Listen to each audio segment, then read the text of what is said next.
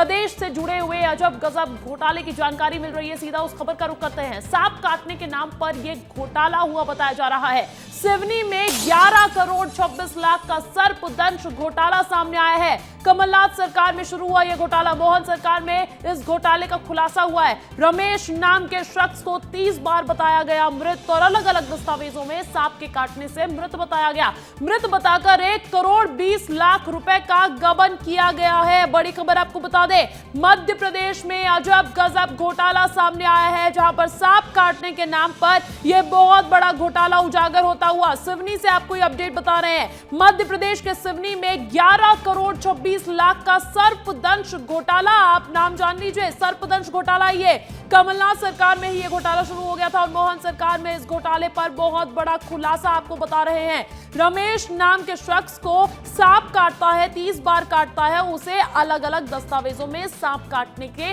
बाद मृत घोषित किया गया और करोड़ों के गबन की जानकारी मिल रही है। और जांच के बाद हमने पाया कि 11 करोड़ 26 लाख रुपए का इसमें गबन हुआ है।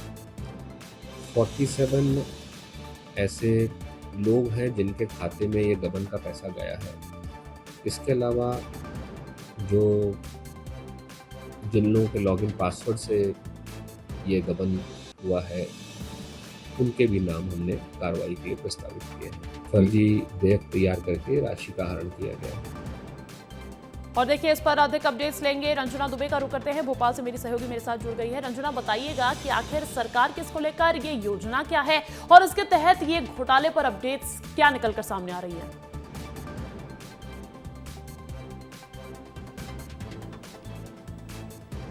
देखिए अंजलि, ऐसे ही नहीं कहा जाता है अजब एमपी और गजब एमपी। देखिए, लगातार कई तरह के घोटाले अब मध्य प्रदेश में सामने आ रहे हैं। पहले आंगनबाड़ियों में चम्मच घोटाला हुआ और उसके बाद डामर घोटाला, और अब जिस तरीके से सर्पदंश में मृत्यु हुई और उसके नाम पर फर्जी तरीके से जो मुआवजा की राशि ली गई, वो वाकई कई तरह के सवाल खड़े कर रहा है। देखिए, बीते 2 सालों में 2020 से लेकर 2022 तक ये पूरा जो घोटाला है वो लगातार चलता रहा, जिसमें 231 करोड़ रुपए की राशि बांटी गई थी। और इसमें रमेश और राजकुमार के नाम पर किस तरीके से जो फर्जी मृत्यु बताकर करोड़ों की राशि का घोटाला हुआ है, उसका खुलासा वित्त विभाग की जो ऑडिट रिपोर्ट है उसमें हुआ है। जब ऑडिट होता है उसमें इस तरह की गड़बड़ी सामने निकल कर आई और जिसमें ये जो चीजें हैं निकल कर सामने आई है कि कैसे सिवनी जिले में करोड़ों की राशि का बंदरबाट किया गया है। यानी सर्पदंश से जब मृत्यु होती है अंजलि, तो उसमें करीब मृत व्यक्ति को 4 लाख रुपए की जो मुआवजा आर्थिक सहायता राशि है वो दी जाती है। और इसमें अधिकारियों की मिली भगत से कैसे